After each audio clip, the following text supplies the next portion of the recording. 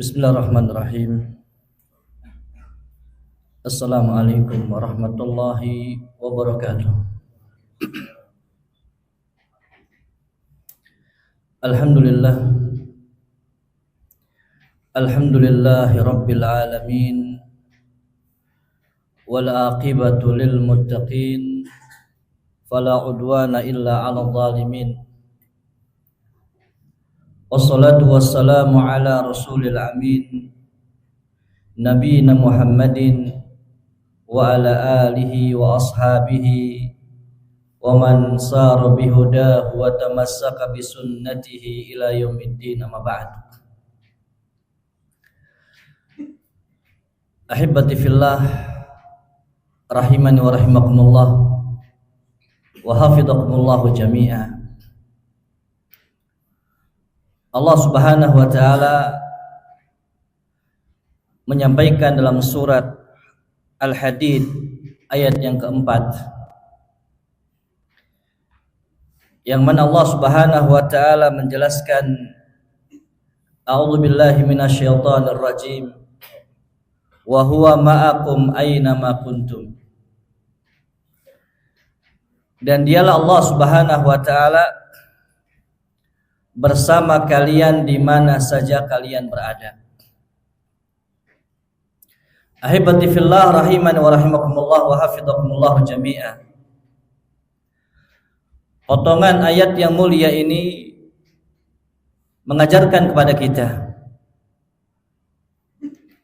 agar kita selaku hamba Allah Subhanahu wa taala memiliki karakter sadar, terjaga, dan senantiasa merasa diawasi oleh Allah Subhanahu wa taala.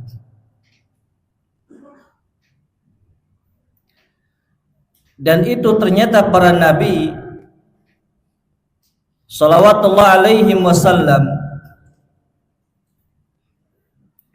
ketika mereka mendapatkan sesuatu yang menyulitkan urusan mereka semuanya, mereka mengatakan inna ma'iya rabbi sayahdini. Sejatinya Rabbku akan senantiasa bersamaku dan akan berikan petunjuk kepadaku. Ini memberikan sebuah penjelasan kepada kita di dalam membentuk karakter seorang muslim yang sadar, karakter seorang muslim yang senantiasa terjaga dan merasa diawasi oleh Allah Subhanahu wa taala, bahwa apa yang dia lakukan itu diawasi oleh Allah Subhanahu wa taala. Al-Imam Sufyan Ats-Tsauri rahimahullahu taala, beliau pernah mengatakan, alaikum bil muraqabah mimman la takhfa alaihi khafiyah. Kewajiban kamu untuk senantiasa merasa diawasi,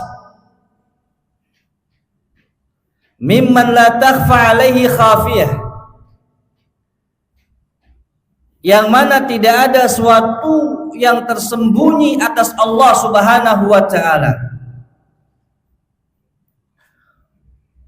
Wa alaika birraja mimman yamlikul wafa, dan wajib untuk kita semuanya memiliki rasa ar-raja, rasa harap, zat yang senantiasa memiliki sifat al-wafa, menunaikan apa yang Allah Subhanahu wa taala janjikan kepada kita semuanya. Wa alaika bil hadar mimman yamlikul uqubah, dan kewajiban kita untuk senantiasa berhati-hati kepada zat yang senantiasa memberikan kepada kita hukuman. Maka ciri karakter yang senantiasa dia itu sadar, senantiasa dia itu merasa diawasi oleh Allah Subhanahu wa taala, ciri yang pertama adalah menjaga hati agar hati terbebas dari bentuk sifat riya.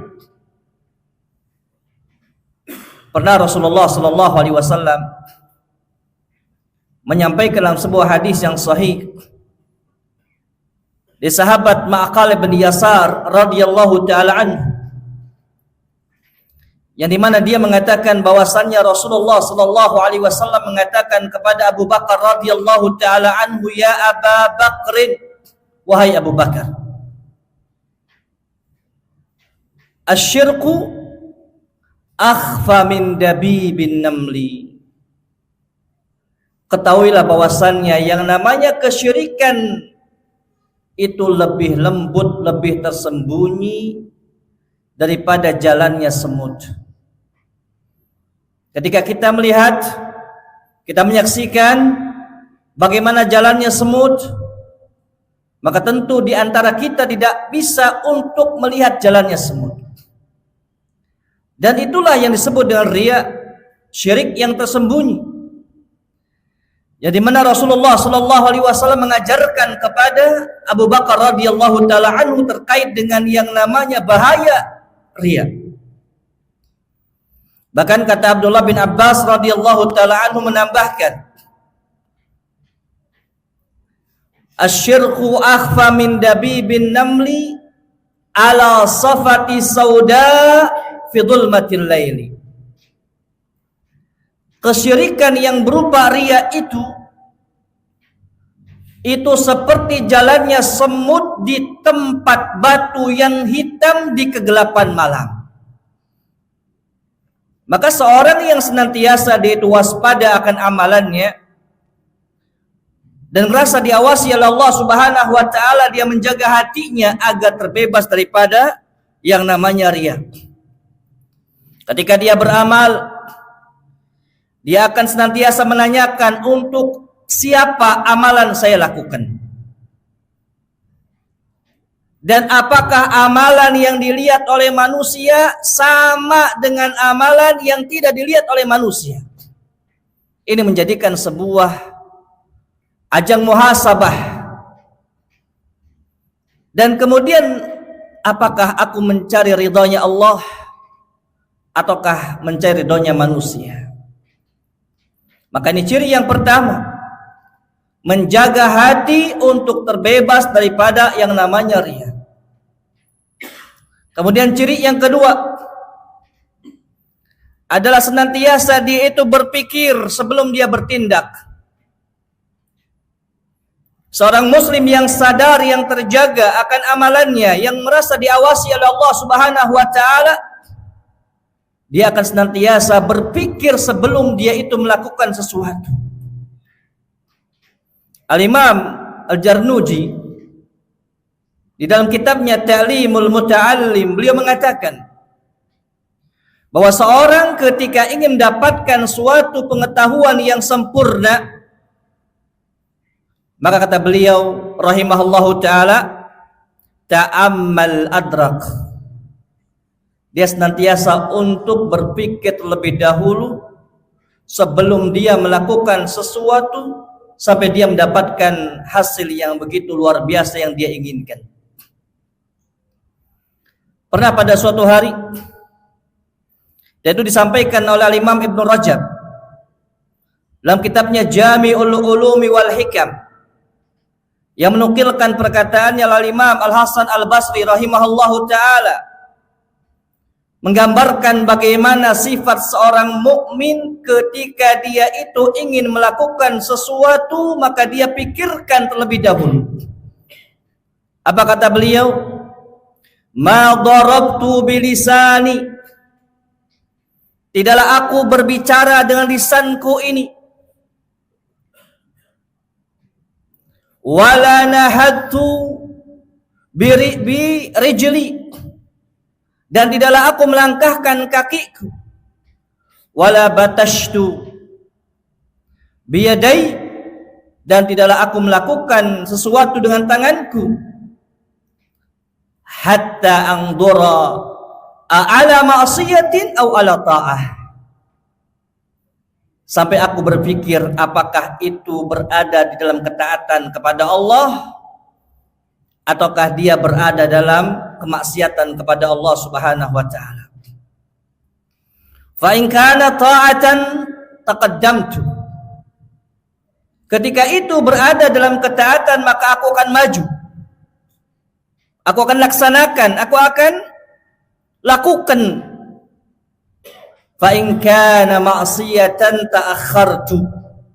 Ketika itu berada dalam kemaksiatan, ta'akhkhartu, maka aku akan tinggalkan itu semuanya. Ahibati fillah, rahimani wa rahimakumullah, wa hafizakumullahu jami'ah. Jadi setiap hamba yang ingin melakukan suatu, dia berpikir kira-kira manfaatnya apa, kira-kira menghadirkan sesuatu madarat ataukah tidak. Ketika saya melakukan ini, Allah ridho ataukah tidak. Ini menjadikan suatu bahan muhasabah bagi seorang hamba Allah Subhanahu wa taala. Dia berpikir, kemudian dia menilai, kemudian dia putuskan, dan kemudian dia lakukan. Ini ciri yang kedua seorang muslim yang memiliki karakter waspada dan senantiasa diawasi oleh Allah Subhanahu wa taala. Kemudian ciri yang ketiga adalah seorang muslim yang senantiasa menjaga lisannya dia dan senantiasa menjaga pandangannya dia dan senantiasa menjaga emosinya dia. Disebutkan bahwasanya Rasulullah sallallahu alaihi wasallam pernah bersabda, la yastaqimu imanu 'abdin hatta yastaqima qalbuhu. Tidaklah seorang hamba itu imannya lurus sampai dia hatinya lurus. Wala yastaqimu qalbuhu hatta yastaqima lisanuhu. Dan hatinya tidak akan bisa lurus sampai lisannya itu juga lurus. Maka betul ketika Nabi sallallahu alaihi wasallam pernah menyatakan, man yadmanu li ma baina lihiyaihi wa ma baina fakhidaihi azmanu lahu al jannah. Barang siapa yang menjaga di antara dua kumis, yaitu kumis dan jenggotnya, yaitu lisannya maksudnya, wa ma baina fakhidaihi, dan di antara kedua belah pahanya alias kemaluannya, azmanulahul jannah, maka aku akan jamin dia untuk masuk surga. Itu kata Rasulullah sallallahu alaihi wasallam. Kemudian seorang muslim senantiasa dia menjaga pandangannya. Dia tidak mudah untuk menyebar pandangannya kepada suatu yang isinya kemaksiatan kepada Allah Subhanahu wa taala. Rasulullah sallallahu alaihi wasallam menegaskan, innan nadrata sahmun min sihamil iblis. Pandangan itu adalah bagian daripada panahnya iblis. Maka kita berhati-hati terkait dengan apa yang kita pandang, apa yang kita lihat. Bahkan disebutkan pula Rasulullah sallallahu alaihi wasallam pernah menegaskan, idza asbaha ibnu Adam, ketika ibnu Adam dia menyambut pagi hari,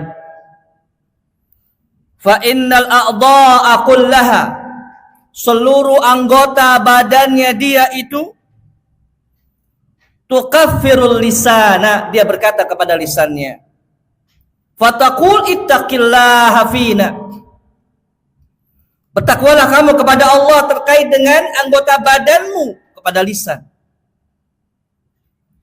Fa innama nahnu bik, kami itu tergantung kepada Anda. Kami itu tergantung kepada engkau wahai lisan. Fa in istaqamta istaqamna. Ketika kami bisa lurus, atau ketika engkau bisa lurus, maka kami pun akan lurus.